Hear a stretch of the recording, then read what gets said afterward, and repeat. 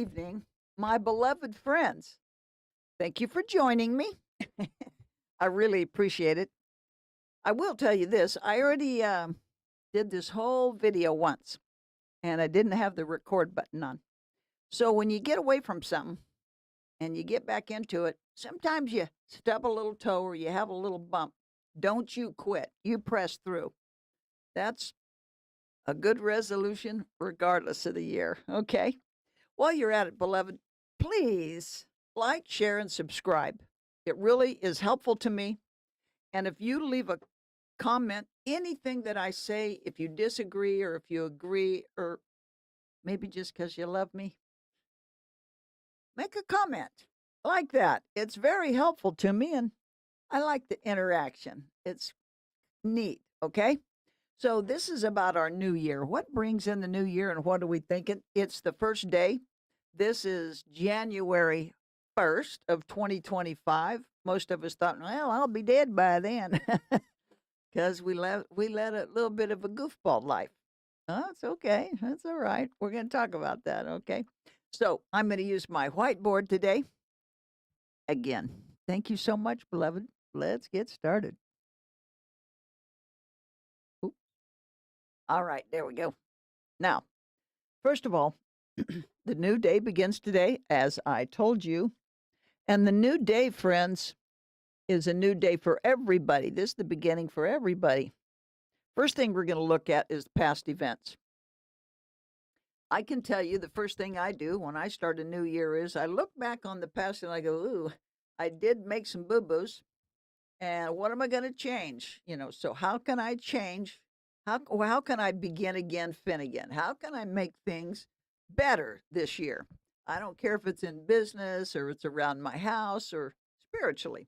What can I do? This year, I just tell you, this year, I decided to sit down and say, okay, Lord, I want you to help me make this new list of resolutions. He agreed, and he gave me several ideas. Funny thing about Jesus, sometimes he doesn't go off on a long spiel. That would be me. He just gives me one word. Well, like I said, I want to increase my exercise. He said, that's fine. I said, now you get one. He said, teach. I said, oh, but I do teach. He just said, teach. This is how I teach, beloved. I teach doing my videos. He wants me to teach. And I go, okay. He didn't direct me in any direction. He just said, teach. I love the way he operates. Another one that he said was, read more. He wants me to read more. And I said, okay. So I've got some things that he came up with and some things. That's just a great way to handle your resolutions. But as I was saying, sometimes what I do is I look at past events. What can I change? What should I change? What was good and what's not so good? But what I can tell you is, I got to be honest, some stuff we don't want to remember. Lots of stuff from my past I don't want to remember. It's not good. I was a wretch. I'll speak it right out. I was a complete wretch. I'm ashamed of myself. But some things were not because I sinned, but because maybe someone sinned against me. Somebody sinned against me, and that is from my past. So when we look at our past, beloved, some stuff we don't want to remember. And I think a lot of us are that way. Well, and I can tell you, honestly, the past can get in our way. When we think too much on the past, and I'm not saying it's bad, I'm just saying, I'm talking about dwelling. So, an example, I was abused as a child, and so it dictated and it molded a lot of my young life. Not in a good way, in a bad way. It turned and smashed and broke lots of things that required lots of work by my Father, God. Jesus had a lot of work when he had me. Okay. And maybe you too. I can just tell you that my past, because of being abused, it put me into a spiral that changed my whole life. I knew I knew God as a tiny child. My whole life I've known him. Yet the enemy moved on me very early and very harshly. So, in that, it skewed what might have otherwise been a good growing over the years. But my past got in my way, dear. My past got in my way, and maybe yours did too.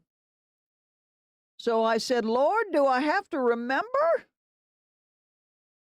I mean, honestly, do we have to remember this stuff? Can't we just erase it once we get to know you and we've decided that we'd be your daughter? That's what I said. I said, oh, I know I've known you all this time, but okay, so I give that. That's gone now. I just take you. But I don't want to remember that stuff, Lord. Do I have to? Well, do we have to remember that? Yes, we do, beloved. We do. And my question is, but why? Why do I have to remember that, Papa? I don't want to remember that. I don't want to remember my shame. I don't want to remember my guilt. I don't want to remember my filth, my low life ideas, my thinking, my ways, my actions, my painful, hurting, horrible actions against you, my Lord. Shame and guilt is overwhelming when you know God, and yet you have to remember. So, yes, we do have to remember. Well, God allows us to remember the past for what? Future obedience. Future obedience, beloved. Now, doesn't mean that you sinned for future obedience. In other words, God says he allows us to remember for future obedience. Well, he may want me to do something. Here's an example. He asked me to write a book. What's the book, Pon? It's called Seven Broken Women. He asked me to write this book some years ago. I'd say 6, 7 years ago, 5 years ago for sure. It's been quite a while. He asked me to write the book, Seven Broken Women. He made it just as clear as it could be. I've written 3 books now. Not one of them are called Seven Broken Women. I attempted at it several times, but he said, no, not like that. Well, he's preparing me for this. He's preparing me. So the thing is, one of the broken women, of course, I believe was Pawnee. God allows us to remember the past for future obedience. Now, it's possible. An example, the sins I've committed. Oh, embarrassing, horrible wretch. The sins I've committed, I committed against my Lord. And when you know the Lord, he's holy and you're filth. Oh, Lord Jesus, forgive us. So the obedience may be for not to sin. So you might just say, that hurt and I won't do that again. I will not do that again. Well, here's an example. Maybe you met a guy in a bar and you fell in love and then he beat you up. Well, I won't do that again. I'm not going to have no guys at all. I don't like guys now. Well, maybe you just need to not get one from the bar. Hello.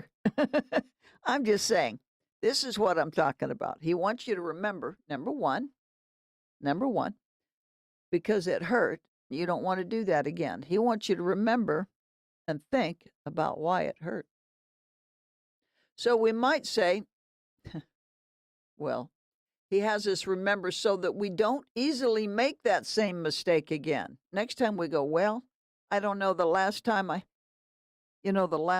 did that, I stuck my finger in that socket, it hurt pretty bad. I played with that knife and I still got a scar. Right? Don't do it. Don't do it, Ethel. Okay. All right. So, and now he also has us remember so that the next time we understand it and we might approach it differently. The next time I play with a knife, I'm not going to play with it like that. I'll hold it like this and I won't be grabbing it. Whatever. You got what I'm saying. So we get ourselves into things and it's not always due to sin. Our past is important. Okay? Our past is important, beloved. And there's always an and. Look at that. Oh. And so we understand it and approach it, things differently. And beloved, he lets us remember to keep us from having a false sense of security about our present situation. Don't forget. Don't forget. Don't be thinking that stuff can't happen. We have an enemy that walks and searches out to kill and destroy you. He does not want that to happen to you. Therefore, he allows you to remember things so that you're, whoa, I remember that. It hit me in the head. Last time it hurt. Or whatever. Okay? All right.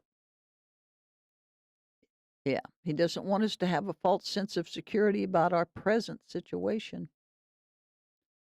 Okay, so watch this. God has the ability to reach back in our past. Now, let me just share with you.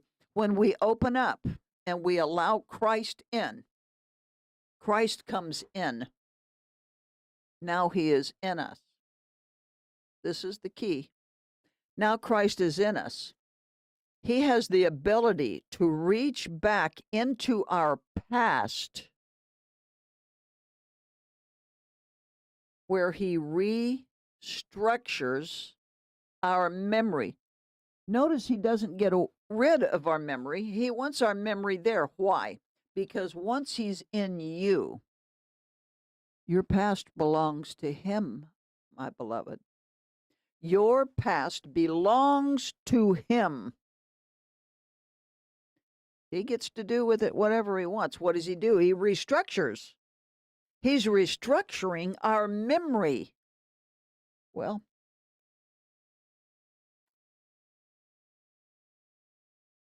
God makes a way, beloved. Through his restructuring, God makes a way for our conscience to find refuge in himself. Read that again. God makes a way for our conscience to find refuge in himself.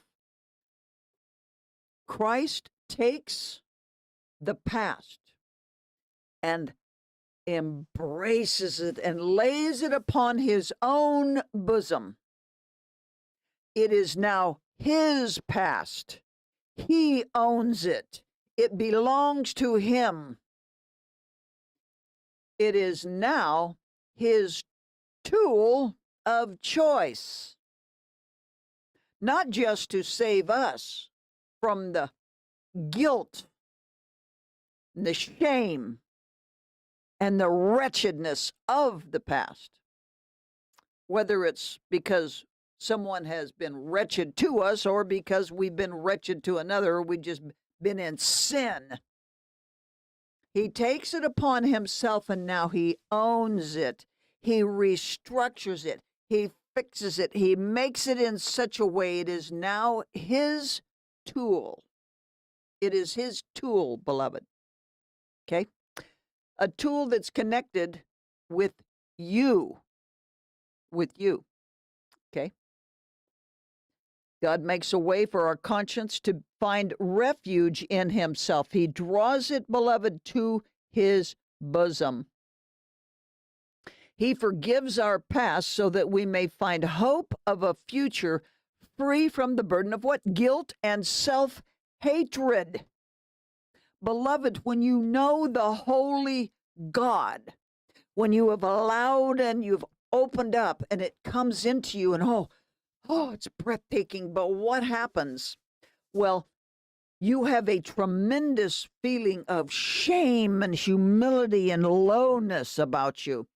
Guilt and self-hatred abound. How can we survive? We can't have no future. We can't have hope. Hope is not built on that. No, that's when God takes it upon himself. Beloved, he took those things at the cross, but he takes them daily upon himself if you know him. When he comes inside of you, he takes your past and every sin and every single deed upon his own breast to absorb and remanufacture and restructure and change. Why? To free us from the burden of the guilt and self-hatred. If you've been abused, you understand, particularly as children, we believe the problem is us. It must be us. And then we fulfill that.